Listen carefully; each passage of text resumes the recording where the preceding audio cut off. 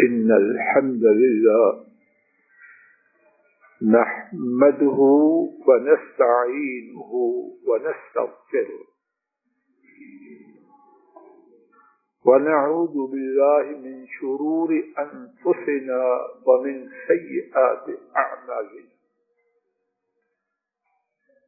من يهده الله فلا مضل له ومن يضلل فلا هادي له وأشهد أن لا إله إلا الله وحده لا شريك له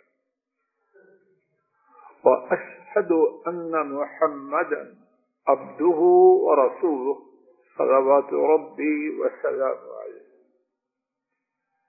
أما بعد فإن خير الحديث كتاب الله وخير الهدي هدي محمد صلى الله عليه وسلم وشر الأمور محدثاتها وكل محدثة بدعة وكل بدعة ضلالة وكل ضلالة في النار. اللهم انفعنا بما علمتنا وعلمنا ما ينفعنا وزدنا علما. سبحانك لا علم لنا إلا ما علمتنا إنك أنت العليم الحكيم. رب اشرح لي صدري ويسر لي أمري واحلل عقدة من لساني يفقهوا قولي. روى الإمام الحاكم رحمه الله تعالى عن عبد الله بن جعفر رضي الله تعالى عنهما قال قال رسول الله صلى الله عليه وسلم إن الله تعالى مع الدائن حتى يقضى دينه ما لم يكن فيما يكرهه الله تعالى أو كما قال صلوات ربي وسلامه. اللہ مالک کی توفیق سے گزشتہ 2 خطبات جمعہ میں قرض کے حوالے سے عاجزانہ گفتگو کی حقیر سی کوشش کی گئی. آج کے خطبہ جمعہ میں بھی اللہ مالک کی توفیق سے قرض ہی کے حوالے سے کچھ بات کرنے کا ارادہ لے کے آیا. اللہ کرے بات وہ ہو جس کا فائدہ کہنے والے اور سننے والے حضرات و خواتین کو دنیا و آخرت دونوں. بات یہاں تک پہنچی کہ قرض لینے کی جو اجازت ہے وہ بے مہار نہیں کہ جب چاہا جیسے چاہا جس مقصد کے لیے چاہا قرض لے لیا.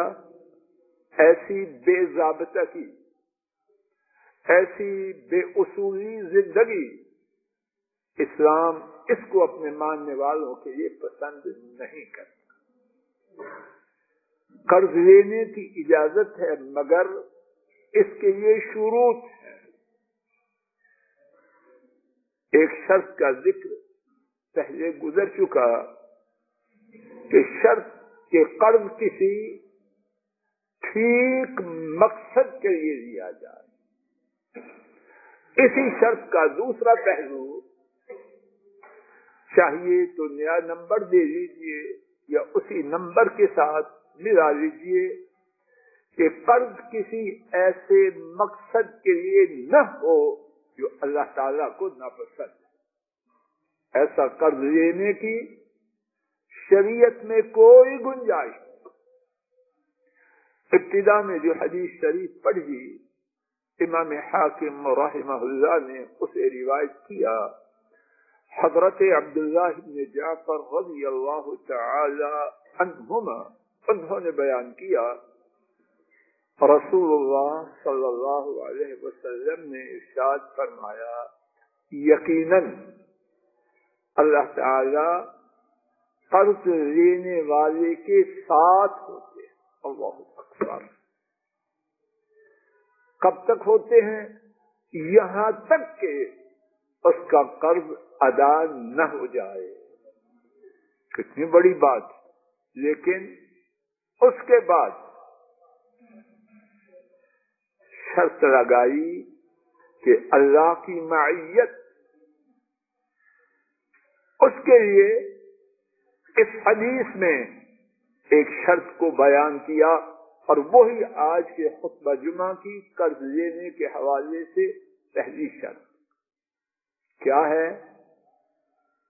جب تک کہ وہ قرض اس چیز کے لیے نہ ہو جو اللہ کو ناپسند ہے.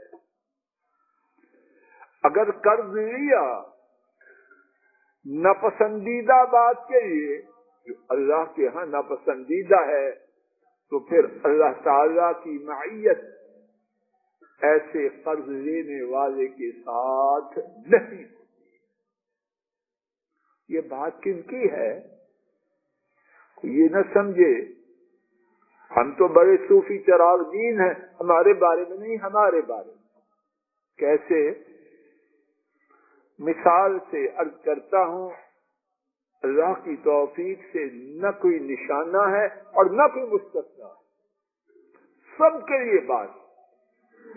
اور میری بیٹیاں بہنیں وہ خصوصاً توجہ کرے. بچی کی شادی ہے، حالات اللہ نے جیسے رکھے ہیں نظام چل رہا ہے. اب چاہتا ہے اور بیگم کا اصرار ہے شادی ایسی ہو، اور اس کے بعد نقطے نقطے نقطے، اور میں نقطے نقطے کیوں رکھوں کہ بربادی ہو جائے. ایک دفعہ پتہ چل جائے شیخ صاحب، خان صاحب، رانا صاحب، فلاں صاحب، جتنے ہم صاحب بنے پھرتے ہیں، اس کی شادی. پیسے ہے نہیں، کیا کرے؟ قرض لے لے. زیور ہو تو اتنا ہو، ڈشیں ہو تو اتنی ہو، ہوٹل ہو تو پورا ہو. اور یہ کہانی کسی اور دنیا کی ہے یا ہماری؟ بات وہ ہے جو میرے اور آپ کے لیے، باقی باتیں ہمارے پاس نہیں. اس مقصد کے لیے قرض لینے کی اجازت نہیں. ٹھیکیداری سمجھو گے؟ اس مقصد کے لیے قرض لینے کی اجازت نہیں. شادی ہے،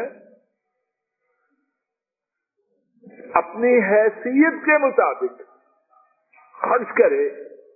اگر اس سے بھی عاجز ہے پھر قرض لے سکتا، اور اس کو قرض دینا باعث ثواب ہے. دو چار جوڑے ہیں، دو چار بستر ہیں، ضروری ساز و سامان، اس کے لیے قرض دے، انشاءاللہ الرحمن اللہ کی مدد اس کے ساتھ ہوگی.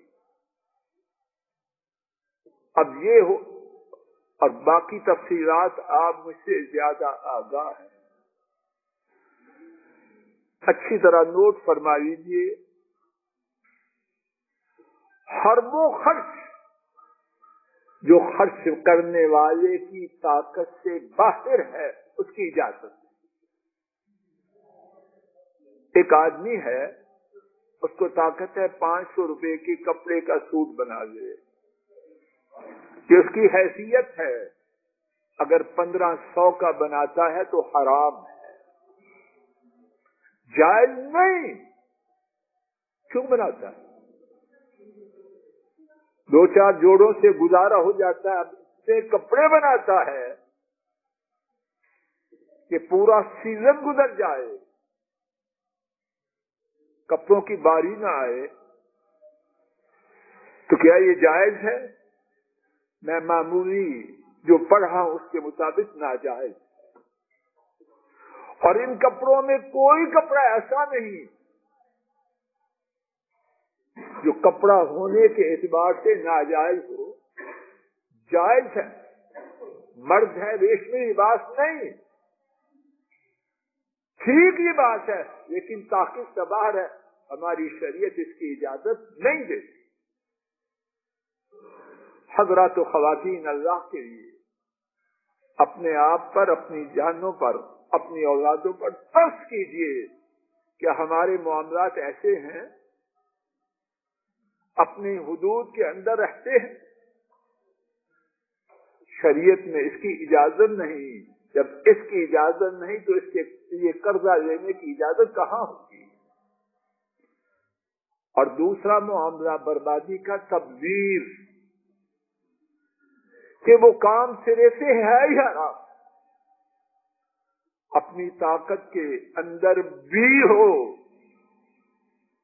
لیکن اس پر خرچ کرنا حرام ہے۔ اب گانے بجانے کا ساز و سامان ہے، شادی میں ان باتوں کا کرنا مقصود ہے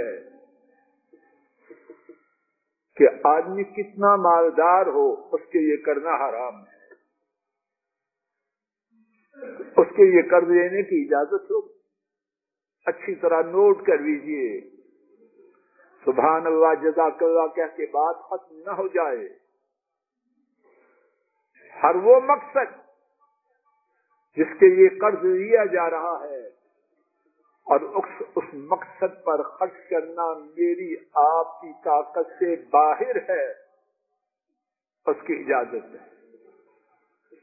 ہر وہ مقصد جس کے لیے خرچ کرنا شرعاً ناجائز ہے، اس کے لیے قرض لینے کی شریعت میں اجازت۔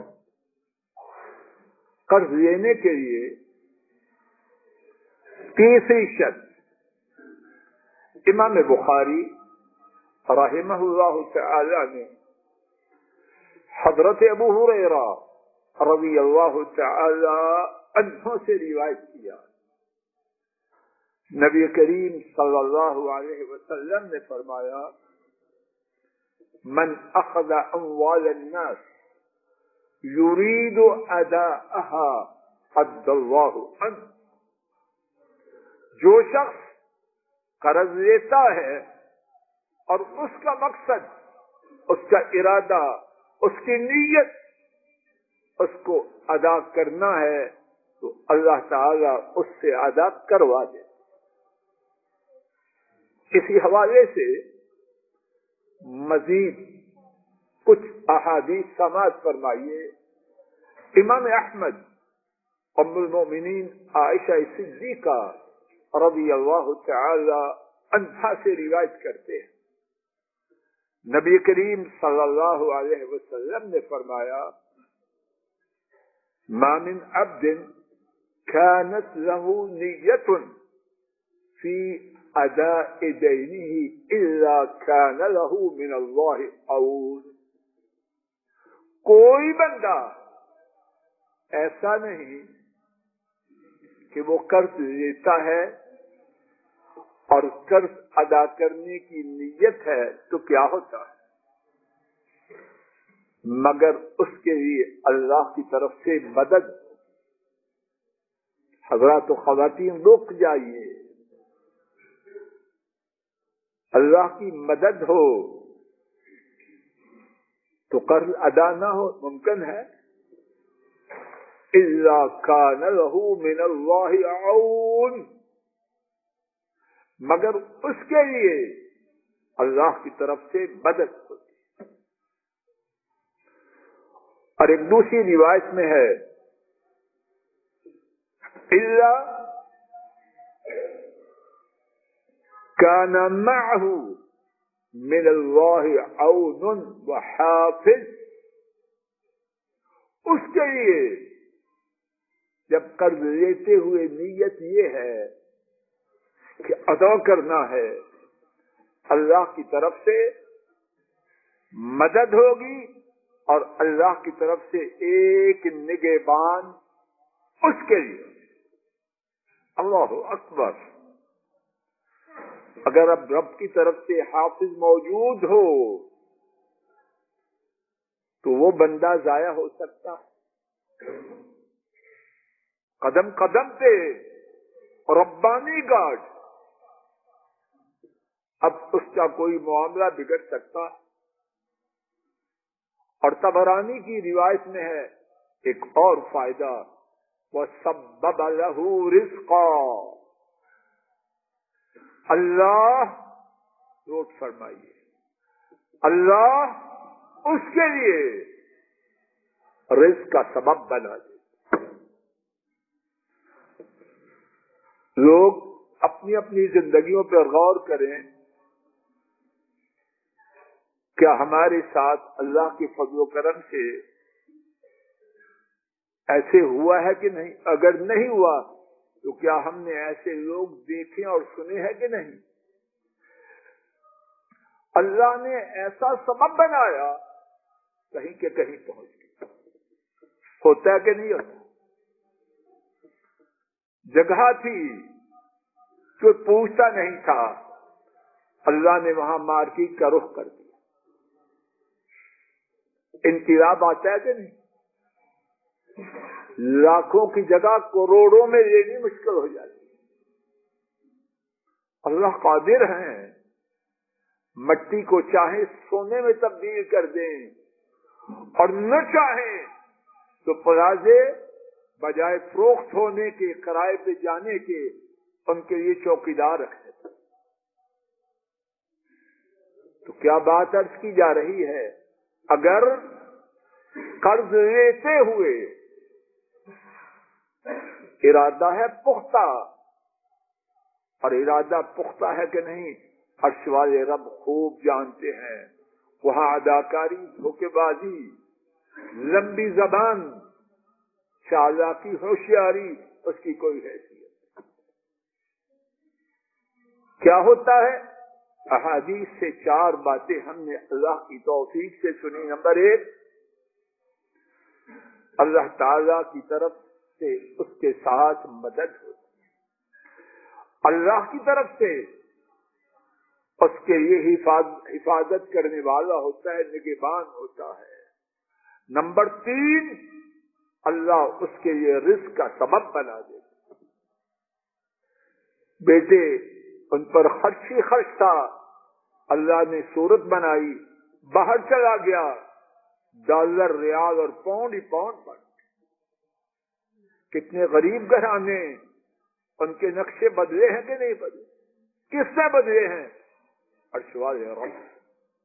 اور چوتھی بات، اللہ اس سے قرض کو ادا کروا دیتے۔ اسی بات کا دوسرا رخ، اگر نیت ادا کرنے کی نہیں، کھوٹا، لیتے ہی نیت یہ تھی دینا نہیں، اس کو کیا ہوگا؟ رب ذوالجلال کی ریت کے ذروں سے زیادہ، پانی کے قطروں سے زیادہ، درختوں کے پتوں سے زیادہ رحمتیں ہوں، درود و سلام ہو محمد کریم صلی اللہ علیہ وسلم پر، انہوں نے بات کے سمجھانے میں کوئی کسر اٹھا نہیں رکھی۔ اس بارے میں جو ہوگا دنیا میں وہ بھی بتلا دیا، اور جو آخرت میں ہوگا اس کی خبر بھی دے دی۔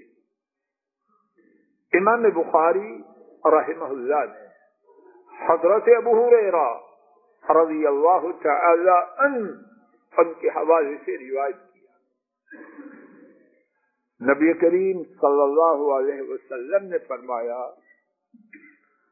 من اخذ اموال الناس يريد اتلافها اتلفه الله تعالى، او كما قال صلوات ربي وسلام عليه۔ ارشاد فرمایا، جو لوگوں کا مال لیتا ہے اور ارادہ کیا ہے؟ کھا جانا، ایسے لوگ ہیں کہ نہیں؟ جواب دیجیے۔ حدیث شریف کا ترجمہ سننے سے پہلے ایسے لوگوں کا انجام اگر آپ نے دیکھا ہے تو کیا ہے؟ مجھے نہ بتلائیے، ذرا اپنے ذہنوں میں لائیے اور پھر حدیث شریف کا ترجمہ سنیے۔ فرمایا اطلفہ اللہ، اللہ اس کو تباہ و برباد کر دے۔ ہے ایسے کہ نہیں؟ کتنا بڑا بنے، جبار و قہار رب کی پکڑ سے نہیں بچ سکتا۔ ہاں یہ ہوتا ہے کہ کچھ لوگ فوراً پکڑے جاتے ہیں، کچھ لوگوں کو ڈھیل ملتی ہے لیکن بچتے وہ بھی۔ حافظ ابن حجر اس حدیث کی شرح میں لکھتے ہیں کہ لوگوں کا قرض، لوگوں کے مال لے کر ان کو برباد کرنے والا کہ دینے کا ارادہ ہی نہیں، جو حدیث کا ظاہری معنی یہ ہے کہ یہ بربادی دنیا میں ہو، اور اس کی دو صورتیں حافظ ابن حجر بیان کرتے ہیں۔ اللہ اس کے مال کو تباہ و برباد کر، اللہ کر سکتے ہیں کہ نہیں؟ اور اللہ کا برباد کیا ہوا کوئی بچانے والا ہے؟ اور دوسرا معنی یہ بیان کرتے ہیں کہ اللہ اس کی جان کو برباد کر دے۔ تو مال کھاتا ہے لوگوں کا، میں جب باروں کا رب تجھے برباد کر دیتا۔ اور اس کے بعد حافظ ابن حجر لکھتے ہیں کہ آنکھوں کا دیکھا ہوا حال اس کی تصدیق کرتا، اور فرماتے ہیں یہ نبی کریم صلی اللہ علیہ وسلم کی صداقت کی علامتوں میں سے ایک علامت ہے کہ آپ نے جو خبر دی، ہم اپنے گرد و پیش میں یہی دیکھتے ہیں، جو لوگوں کے مال لیتا ہے اس نیت سے کہ کھا جانا ہے، اللہ اس کے مال کو، اس کی جان کو تباہ و برباد کر۔ اور بعض محدثین نے یہ بات بھی بیان کی کہ اس سے مراد یہ ہے اللہ آخرت میں اس کو تباہ و برباد کر دے، اور آخرت کی بربادی دنیا کی بربادی سے چھوٹی ہے یا اس سے بھی بڑی؟ اللہ دونوں سے بچائے۔ آئیے آخرت کے حوالے سے لوگوں کا مال لینے والا کہ لے کے دینا نہیں، پہلے سے کھوٹا تحریر لکھی جا رہی ہے، قرض دینے والا بیچارہ کہتا ہے یہ لکھو، جی لکھو، یہ لکھو، جی لکھو، اور اندر سے کھوٹا کہتا ہے لکھواتے جب میں نے کون سا دینا ہے۔ سود کی شرح یہ ٹھیک ہے، یہ ٹھیک ہے، کہتا نہ میں نے اصل دینا ہے نہ سود دینا ہے، لکھوا دے۔ یہ بچے گا؟ نہیں بچے گا۔ آخرت میں کیا ہے اس کے لیے؟ حدیث شریف سماعت فرمائی۔ امام طبرانی رحمہ اللہ ابو میمون القربی رضی اللہ تعالی عنہ سے روایت کرتے ہیں، نبی کریم صلی اللہ علیہ وسلم نے فرمایا ایما رجل استدان دینا، جس شخص نے بھی قرض لیا۔ رک جائیے، حدیث شریف کے الفاظ واضح کر رہے ہیں، اس حدیث میں جو بات بیان کی جا رہی ہے وہ قاعدہ عامہ ہے، جنرل رول ہے، سب کے لیے ہے، وہ عالم ہو، جاہل ہو، ڈاکٹر، کچھ بھی ہو۔ ایما رجل استدان دینا، جس شخص نے قرض لیا،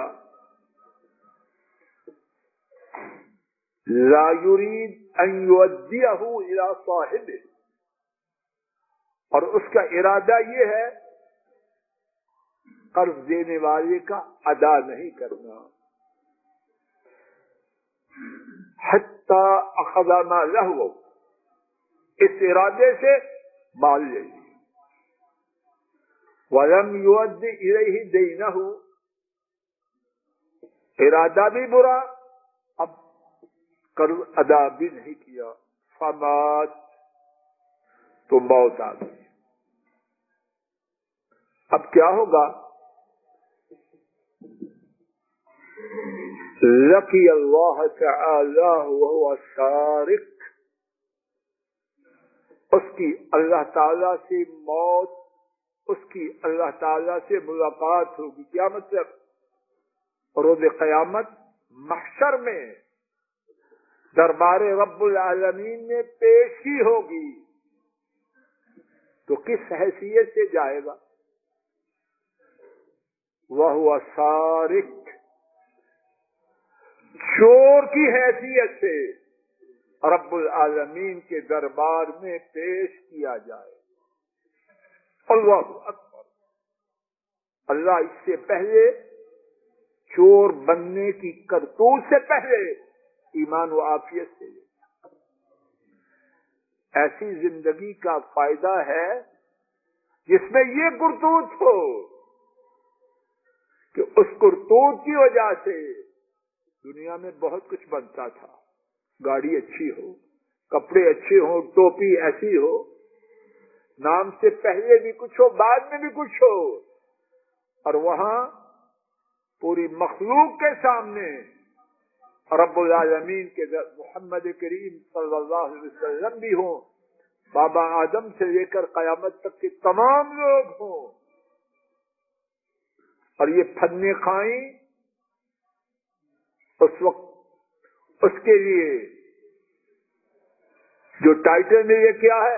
چور۔ یہ قرض اچھا ہے یا اللہ نصیب نہ کرے۔ چوتھی بات، اور اسی بات پر آج کا خطبہ جمعہ ختم کرتے، حضرت ابو موسیٰ الاشعری رضی اللہ تعالی عنہ وہ فرماتے ہیں لا احب ان يتحمل بأمانه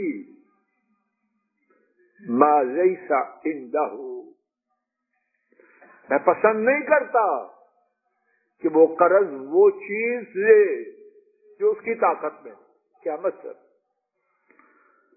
اس کے حالات معاشی، وہاں کوئی ایسی صورت نہیں کہ اس کی ادائیگی کی صورت ہو، اس کو قرض لینا ابو موسیٰ الاشعری رضی اللہ تعالی عنہ فرما رہے ہیں میں پسند نہیں۔ توجہ فرمائیے، ایک بندہ یا ایک بی بی کہتے ہیں ہماری نیت ٹھیک ہے، ٹھیک بھی ہے، لیکن اسباب تو دنیا میں جو قرض لے رہے ہیں اس کی واپسی عام حالات کے مطابق ان کے دائرہ استطاعت سے باہر ہے، قرض لینے کے نہ لیں۔ نقد پیسے نہیں، اور کنبہ 25-40 کا مکان لینے کی استطاعت رکھتا ہے، نقد یا ادھار؟ اب وہ کہے نہیں 50-100 کا ہی لینا ہے اور اللہ ادا کرنے والے ہیں، نہ پسندیدہ۔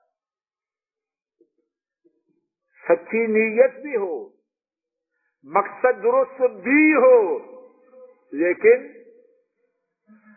قرض وہ لیا جائے کہ انسان کے عام حالات اللہ کے فضل و کرم سے اس کی ادائیگی کی امید دلوائیں۔ اللہ تعالیٰ اپنے فضل و کرم سے مجھے اور آپ کو، میری اور آپ کی نسل کو ہر قسم کے قرض سے محفوظ کر، اور اگر لے تو ان شرائط کو پورا کرنے والے ہوں، اور اصل دعا یہی ہے کہ اللہ سرے سے قرض سے محفوظ ہی فرما دے۔ وآخر دعوانا عن الحمد للہ رب العالمین۔ الحمد للہ نحمده ونستعینه ونستغفره ونعوذ باللہ من شرور انفسنا ومن سیئات اعمالنا من يهده الله فلا مضل له ومن يضلل فلا هادي له وأشهد أن لا إله إلا الله وحده لا شريك له وأشهد أن محمدا عبده ورسوله صلوات ربي وسلامه عليه. آج کے خطبہ جمعہ کا خلاصہ یہ ہے کہ قرض لینے کی شرائط ہیں، ان میں سے ایک شرط آج کے خطبہ جمعہ کی یہ تھی کہ قرض کسی ایسے مقصد کے لیے نہ ہو جو ناپسندیدہ. نمبر 2، قرض کی ادائیگی کا سچا ارادہ اور نیت ہو. نمبر 3، قرض اپنی معاشی حدود کے اندر لیا جائے. اللہ تعالیٰ اپنے فضل و کرم سے ہر قسم کے قرض لینے سے محفوظ رکھے، اور اگر لیں تو ان شرائط کے ساتھ لیں. ایک صاحب نے التجا کی ہے کہ ان کی دادی محترمہ وینٹیلیٹر پر ہے. اللہ تعالیٰ اپنے فضل و کرم سے ہماری بزرگ خاتون کو شفا کاملہ عاجلہ عطا فرمائے، تمام بیماروں کو شفا عطا فرمائے. آئندہ خطبہ جمعہ انشاءاللہ الرحمن کوئی بیٹے دیں گے. میں اسی سبب سے آئندہ خطبہ جمعہ میں یہاں موجود نہیں ہوں. اللهم صل على محمد وعلى آل محمد كما صليت على إبراهيم وعلى آل إبراهيم إنك حميد مجيد. اللهم بارك على محمد وعلى آل محمد كما باركت على إبراهيم وعلى آل إبراهيم إنك حميد مجيد. اللهم أحسن عاقبتنا في الأمور كلها وأجرنا من خزي الدنيا وعذاب الآخرة. اللهم انصر الإسلام والمسلمين. اللهم دمر أعداء الدين. اللهم زلزل أقدامهم. اللهم شتت شملهم. اللهم أنزل بهم بأسك الذي لا ترد عن القوم الظالمين. سبحان ربك رب العزة عما يصفون وسلام على المرسلين والحمد لله رب العالمين.